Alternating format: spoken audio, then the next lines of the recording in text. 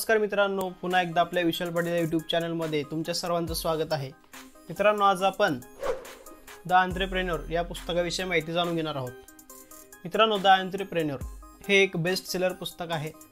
मित्रांनो, या पुस्तकाचे लेखक शरद तांदळे यांनी या पुस्तकात एक सुशिक्षित बेरोजगार ते एक यशस्वी उद्योजक असा प्रवास, त्यांचा स्वतःचा प्रवास या पुस्तकात मांडलेला आहे। तर मित्रांनो, द एंटरप्रेन्योर या पुस्तकाच्या पानांची संख्या आहे 184 आणि पुस्तकाची किंमत आहे 250 रुपये। तर मित्रांनो, शरद तांदळे हे बीड जिल्ह्यातील एका छोट्याशा गावातून पुण्याला येतात आणि एक यशस्वी उद्योजक कसे बनतात ही त्यांची कहाणी, ही त्यांची एक कथा या पुस्तकात त्यांनी लिहिलेली आहे।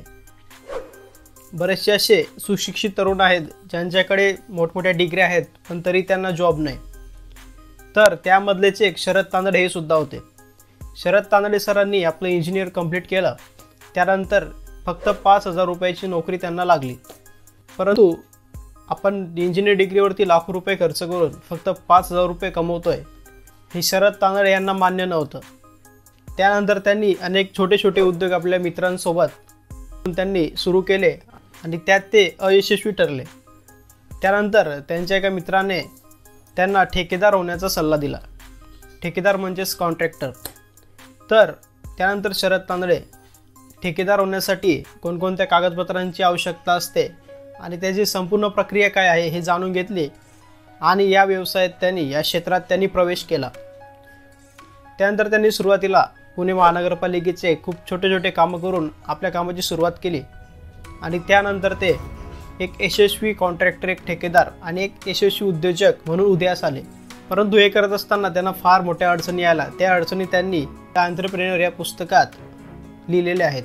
त्यानंतर मित्रांनो, शरद तांदळे यांची यशस्वी वाटचाल पुढे चालूच राहिली आणि त्यानंतर सप्टेंबर 2013ला शरद तांदळे यांना लंडन येथे द यंग एंटरप्रेन्योर हा अवॉर्ड मिळाला।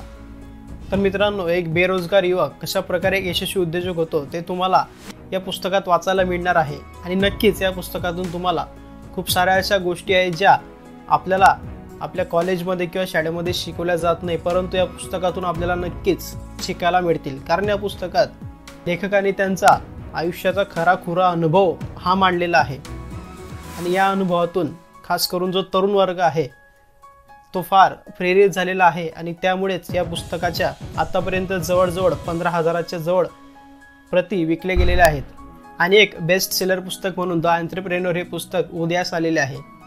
तरी त्यासाठी मित्रांनो, तुम्ही सर्वांनी हे पुस्तक नक्कीच एकदा तरी वाचलेच पाहिजे। जर तुम्हाला पुस्तक विकत घ्यायचे असेल तर तुम्ही कुठल्याही ऑनलाईन प्लॅटफॉर्मवरतून ते घरपोच मागवू शकतात। त्यासोबतच मित्रांनो, मी पुस्तक वाचत असताना या पुस्तकातील काही वाक्य मला फार आवडलेली आहेत। ती वाक्य मी तुमच्यासमोर सादर करतो आहे।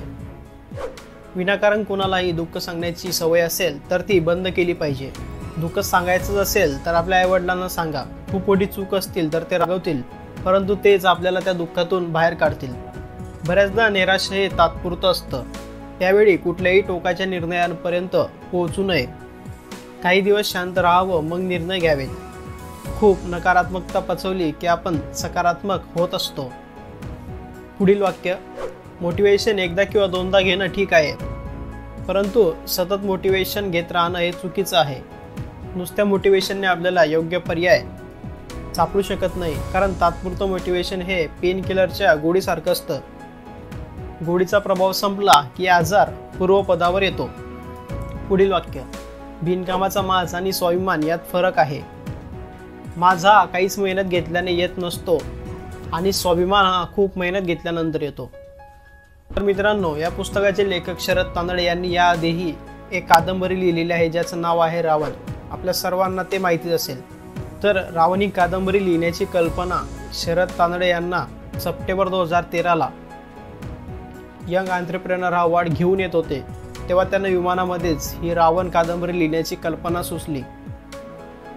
ते त्यांनी या पुस्तकात म्हणजेच द एंटरप्रेन्योर यामध्ये नमूद केलेलं आहे।